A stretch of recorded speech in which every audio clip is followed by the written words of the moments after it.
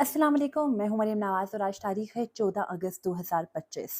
Chief justice जनाब याया खान ने आज यानी जश्न आज़ादी के दिन कुछ अहम तरीन इकदाम किए हैं, जिससे जस्टिस मंसूर अली शाह और जस्टिस मुनीब अख्तर के इकदाम की गवाही भी आई है। उसके अलावा अदालत के अंदर तकसीम वाज़ेह तौर पर खुलकर सामने आ गई है। जस्टिस मंसूर अली शाह और जस्टिस मुनीब अख्तर को जो लोग अपने साथ लगते हैं, चीफ जस्टिस जनाब याया खान के ख्याल में और उनके मुताबिक वो जजेस उनके साथ नहीं हैं। ये क्या माजरा है, क्या कहानी है, ये तो आपके सामने रखूंगी। लेकिन चीफ जस्टिस ने एक जो पिछले लंबे अरसे से उनके ऊपर एतराज किया जा रहा था कि मीटिंग ऑफ द मिनट सामने नहीं रखे जाते, कोई चीज सामने सुप्रीम कोर्ट से नहीं आती, सुप्रीम कोर्ट को छावनी बना दिया गया है। उन्होंने सुप्रीम कोर्ट में होने वाले मुख्तलिफ इजलास जिनके अंदर वो शामिल थे, 7 इजलासों के minutes of the meetings public कर दिए हैं और उसके साथ ही सुप्रीम कोर्ट के ज़ाब्ता कार में तब्दीली की भी कुछ जो है वो क्लेरिफिकेशन सामने आई है। इससे मुतालिक भी तफसीलात आपके सामने रखती हूँ। कोर्ट फीस जो अमूमी तौर पर मुकदमा दाखिल करते वक्त जमा करानी होती है, उसमें इजाफा करना और फिर बार्स का और सुप्रीम कोर्ट का आमने सामने आ जाना भी इस वक्त दिलचस्प है। तमाम तर सूरत हाल आपके सामने शेयर करना शुरू करती हूँ। सबसे पहले तो ये कि चीफ जस्टिस जनाब याया खान ने आज 7 meeting of the minutes public किए हैं और ये 7 मीटिंग ऑफ द मिनट्स कौन सी कमेटी के हैं, जो supreme court practice and procedure act के तहत बनी है, जिसमें जस्टिस मंसूर अली शाह और जस्टिस मुनीब अख्तर आगाज में हिस्सा थे, लेकिन फिर एक कानून साजी करके उन दोनों जज साहिबान में से एक को यानी जस्टिस मंसूर अली शाह को तो कमेटी में रहने दिया गया, लेकिन उन दोनों की मेजोरिटी खत्म कर दी गई और आईनी बेंच के सरबरा जस्टिस अमीनुद्दीन खान को बेंच में शामिल कर लिया गया। और उसके बाद से इजलास भी क्या हुए, इजलास जो है वो मुख्तसर और ना होने के बराबर होते रहे। जस्टिस मंसूर अली शाह के मुताबिक जो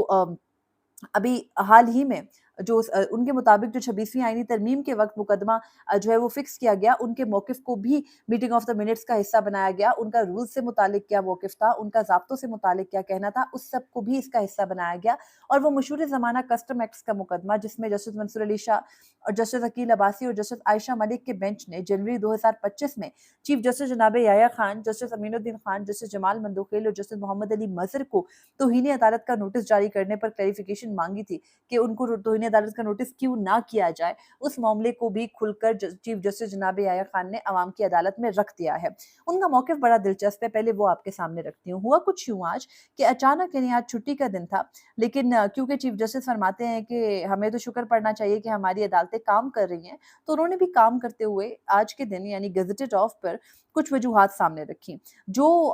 खबर सामने आई वो ये थी कि चीफ जस्टिस जनाब याया खान आफरीदी ने कमेटी इजलासों की जो कार्रवाई है उसको पब्लिक कर दिया है। 26वीं आईनी तरमीम के खिलाफ आईनी दरख्वास्तों के फुल कोर्ट के बजाय आईनी बेंच के सामने मुकर्रर करने की राय में सुप्रीम कोर्ट के 9 जजों ने कब और क्यों राय दी, ये उन्होंने इसमें वाजे किया। चीफ जस्टिस पाकिस्तान जनाब याया खान ने आईनी बेंच का हिस्सा बनने से मुआजरत क्यों की। जस्टिस मंसूर अली शाह और जस्टिस मुनीब अख्तर के 31 अक्टूबर के इजलास में 26वीं आईनी तरमीम के खिलाफ केस को फुल कोर्ट के सामने 4 नवंबर के दिन समाअत के लिए मुकर्रर करने के फैसले के बाद क्या हुआ और चीफ जस्टिस पाकिस्तान याया अफरीदी ने फुल कोर्ट इजलास क्यों नहीं बुलाया। ये तमाम तर हकाइक 26वीं आईनी तरमीम के बाद सुप्रीम कोर्ट के जो रिपोर्टर्स रिपोर्ट कर रहे हैं, जिनको चीफ जस्टिस जनाब याया खान के साथ उनकी कुछ कुर्बत भी है, वो ये फरमाते हैं कि पहली मरतबा तमाम हकाइक मंजर आम पर आ गए हैं। अब ये जो हकाइक है जो मीटिंग ऑफ द मिनट्स के अंदर शामिल किए गए हैं, वो मैं आपके सामने रखती हूँ। लिखा ये गया है कि 26वीं आईनी तरमीम के बाद पहली मरतबा तमाम हकाइक मंजर आम पर आए हैं, जिनके मुताबिक 21 अक्टूबर 2024 से लेकर 29 मई 2025 तक जजेस कमेटियों के इजलासों के तमाम मिनट्स पब्लिक कर दिए गए हैं। यहाँ से आगे बढ़ने से पहले मैं आपको एक चीज़ ये बता दूं कि 31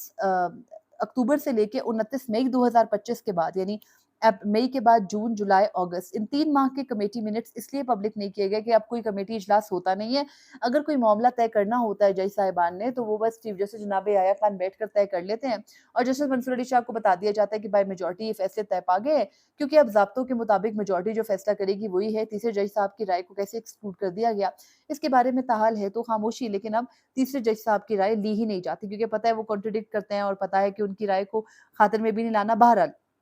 अब ये जो मीटिंग मिनट्स पब्लिक हुए हैं, ये बड़े दिलचस्प हैं। चीफ जस्टिस ये लिखते हैं कि आपको याद होगा कि 26वीं आईनी तरमीम के फौरी बाद जब प्रैक्टिस एंड प्रोसीजर कमेटी की हैयत तब्दील ही थी, ज़ाहिर बात है वही चल रही थी, बल्कि काज़ी फ़ैज़ ईसा रिटायर हो गए। काज़ी फ़ैज़ ईसा की रिटायरमेंट के बाद चीफ जस्टिस याया खान जो है वो कमेटी के सरबराह बन गए। तो जस्टिस मंसूर अली शाह और justice Munib Akhtar by majority एक दिन इजलास में बैठे। चीफ जस्टिस को उन्होंने मदऊ किया। उस वक्त जो एक खत मंजर आम पर आया था उसके मुताबिक चीफ जस्टिस जो है वो अवेलेबल नहीं थे। इन दोनों जज साहिबान चीफ जस्टिस ने आने से जो है वो मुआज़रत कर ली। इन दोनों जज साहिबान ने बैठकर ये तय किया कि 4 नवंबर 2024 को 26वीं आईनी तरमीम के 14 दिन के बाद जो 26वीं तरमीम से मुतालिक आई दरख्वास्तें हैं सुप्रीम कोर्ट में, आईनी दरख्वास्तें, उन पर सुप्रीम कोर्ट का फुल कोर्ट बैठकर समाअत करेगा। लेकिन फिर क्या हुआ कि वो बात आगे नहीं बढ़ सकी। अब चीफ जस्टिस ये बताते हैं अपने आज जो उन्होंने minute of the meeting public किए हैं उसके मुताबिक कि उन्होंने भी जस्टिस मंसूर अली शाह के जवाब में एक जवाबी खत लिखा था, जिसके मुताबिक दोनों जजेस ने इजलास में 26वीं आईनी तरमीम से मुतालिक मुकदमात को 4 नवंबर 2024 को फुल कोर्ट के सामने मुकर्रर करने का फैसला किया था। तो चीफ जस्टिस पाकिस्तान अपने जवाबी खत में उस इकदाम के जवाब में, क्योंकि जस्टिस मंसूर अली शाह और जस्टिस मुनीब अख्तर दोनों ने चीफ जस्टिस को खत लिखकर ये कह दिया था कि 26वीं आईनी तरमीम का मामला अर्जेंट है, तमाम जजेस को सुनना चाहिए ताकि कोई तनाजा ना आए। तो चीफ जस्टिस जनाब याया खान उनको जवाबी खत जो उन्होंने आज से कोई जो है वो 10 माह पहले लिखा था, उसको आज यानी 14 अगस्त 2025 को पब्लिक करते हुए फरमाते हैं कि मैंने उस खत के जवाब में ये लिखा था कि आर्टिकल 191 ए जो कि 26वीं आईनी तरमीम के बाद आईने पाकिस्तान के अंदर शामिल किया गया, उसके तहत आर्टिकल 184(3) यानी मुफादे आमा की दरख्वास्त आईनी बेंच ही सुन सकता है। और उसमें वो ये कहते हैं कि आर्टिकल 191 ए जो कि 26वीं आईनी तरमीम के बाद शामिल किया गया, उसकी ज़ेली शिक 4 के तहत जजेस आईनी कमेटी ही केस फिक्स करने का मामला देख सकती है। यानी जो आईनी कमेटी आईनी बेंच के जजेस हैं और वही जो है ये मामला देख सकते हैं। उसके बाद चीफ जस्टिस लिखते हैं अपने जवाबी खत में जस्टिस मंसूर अली शाह और जस्टिस मुनीब अख्तर को कि आइन के आर्टिकल 191 ए की जो ज़ेली शिक है, उसके तहत क्योंकि ये मामला जो है वो आईनी बेंच की कमेटी देख सकती है, तो उसकी शिक 4 है, उसके तहत जो ये कमेटी है, ये आईनी बेंच के जजेस के आईनी बेंच पर मुश्तमिल जो कमेटी है, आईनी बेंच की जजेस कमेटी, उसको सुपुर्द किया जाता है, ना कि जजेस रेगुलर कमेटी को। ब्रादर जजेस की 26वीं आईनी तरमीम को चैलेंज करने वाली दरख्वास्तों पर तशवीश को समझता हूँ। चीफ जस्टिस फरमाते हैं कि मैं उनके जो एंग्जायटी है, उसको अंडरस्टैंड करता हूँ और उसके बाद वो ये कहते हैं कि मैंने ज़ाती तौर पर सुप्रीम कोर्ट के 13 जजेस से बाकायदा राय ली और उन जजेस में से जब मैंने उन जजेस से ये पूछा कि सुप्रीम कोर्ट के 2 जजेस ने कहा है कि आर्टिकल 184 की शिक 3 के तहत दायर की गई 26वीं आईनी तरमीम के खिलाफ दरख्वास्तों को फुल कोर्ट के सामने समाअत के लिए मुकर्रर किया जाए और उनसे ये पूछा कि क्या ऐसा 26वीं आईनी तरमीम के बाद मुमकिन है कि वो तमाम जजेस बैठकर ये केस सुने जिनको आईनी बेंच में नॉमिनेट नहीं किया गया। तो वो चीफ जस्टिस ये कहते हैं कि सुप्रीम कोर्ट के, क्योंकि उस वक्त अभी जजेस की तादाद नहीं बढ़ी थी, तो 13 ही कुल जजेस थे, तो उन 13 जजेस में से 9 जजेस साहिबान का मौकिफ ये था कि 26वीं आईनी तरमीम को फुल कोर्ट के बजाय आईनी बेंच के सामने समाअत के लिए मुकर्रर किया जाए। सॉरी, उस वक्त जो जजेस की तादाद थी वो 17 थी। 17 में से 13 से उन्होंने राय ली, 13 में से 9 जज साहिबान का मौकिफ था कि 26वीं आईनी तरमीम को फुल कोर्ट के बजाय आईनी बेंच के सामने ही समाअत के लिए मुकर्रर किया जाए। उसके बाद चीफ जस्टिस ये कहते हैं कि जब जजेस की राय आ चुकी तो ये हकाइक दोनों जजेस को बता दिए गए। दोनों जजेस को 13 जजेस के नुक्ता नजर से भी आगाह कर दिया गया। बतौर chief justice Pakistan full court इजलास बुलाने को मुनासिब नहीं समझा। चीफ जस्टिस ऑफ पाकिस्तान के दफ्तर को 2 जजेस के खत मौसूल हुए। कमेटी में मेंबरान ने सर बमोहर लिफाफों यानी सील्ड लिफाफों के अंदर अपनी राय दी। मजबूरन मैंने ये 2 खतूत और इनके जवाबात सेक्रेटरी जुडिशल कमीशन के हवाले कर दिए ताकि वो महफूज तरीके से रखे जाएं। यहाँ तक कि जुडिशल कमीशन का इजलास जो 5 नवंबर 2025 को बुलाया गया, मैं उस इजलास में जुडिशल कमीशन से दरख्वास्त करूंगा कि वो, क्योंकि ये उस वक्त का खत है, तो वो कह रहे हैं कि मैं उसके अंदर दरख्वास्त करूंगा कि वो मेरे अलावा सुप्रीम कोर्ट के दीगर तमाम मुअज़्ज़ज़ जजेस को आईनी बेंच के अरकान के तौर पर नामजद करे। आइन के आर्टिकल 191 ए के तहत तश्कील दी गई कमेटी के पास ये इख्तियार हो कि वो आर्टिकल 184 के तहत दायर करदा 26वीं आईनी तरमीम को चैलेंज करने वाली दरख्वास्तों को सुप्रीम कोर्ट के फुल कोर्ट के सामने पेश कर सके। और उसके बाद चीफ जस्टिस ने जो ये तमाम तर मामला लिखा है, इसमें वो ये भी कहते हैं कि supreme court practice and procedure के तहत बेंचेस की तश्कील के लिए कमेटी का इजलास बुलाना या पाकिस्तान के सुप्रीम कोर्ट का फुल कोर्ट तश्कील देना यकीनन आइन के वाज़े हुक्म की खिलाफ वर्जी होगी।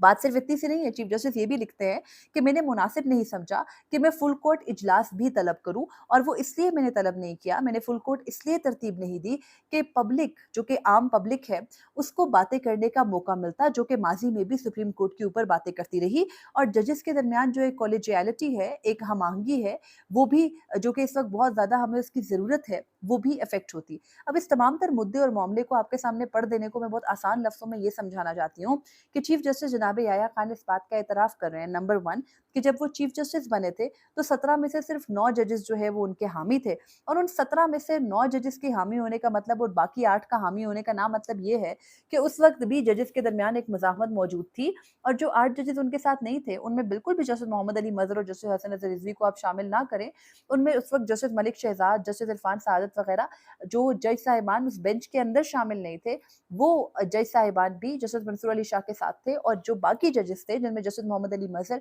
जस्टिस हसन नज़र रिज़वी जो कि रिज़र्व सीट्स का फैसला देने वाले जजेस में शामिल हैं, वो भी चीफ जस्टिस जनाब याह्या खान के साथ शामिल हो चुके थे क्योंकि उनके बारे में जो एक जुमला बड़ा सुप्रीम कोर्ट के अंदर और अब तो खैर लीगल फ्रेटर्निटी में बहुत ज़्यादा बोला जाता है, वो ये है कि वो हवा के रुख को देखते हैं और उसके मुताबिक अपना भी रुख तब्दील कर लेते हैं। तो ये जज साहिबान चीफ जस्टिस जनाब याह्या खान के जो है वो हम पल्ला उस वक़्त हो चुके थे। बहरहाल उसके अलावा जो ये तमाम तर मामला और मुद्दा मैं आपके सामने पेश कर रही हूँ, इसकी एक डायमेंशन ये भी है कि चीफ जस्टिस इस बात का एतराफ़ कर रहे हैं कि जस्टिस मंसूर अली शाह और जस्टिस मुनीब अख्तर की मेजॉरिटी से होने वाले फैसले को उन्होंने क्योंकि उनकी माइनॉरिटी ख़त्म नहीं कर सकती थी, चीफ जस्टिस खुद नहीं कर सकते थे, तो उन्होंने आई डोंट नो किस कैपेसिटी में सुप्रीम कोर्ट के 9 जजेस की आरा को अपने साथ मिलाकर इन 2 जज साहिबान और फिर बकिया जो जज साहिबान हैं साथ, उनको जो है वो इग्नोर करके ये बताने की कोशिश की कि उन्होंने तो मेजॉरिटी से पूछकर फैसला किया था, जबकि supreme court practice and procedure बिल्कुल क्लियर है कि 3 जजेस कमेटी में से मेजॉरिटी फैसला करेगी।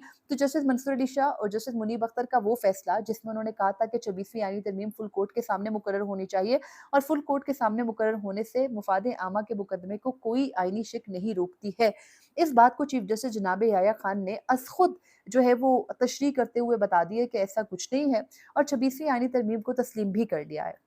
आपको पता है कि चीफ जस्टिस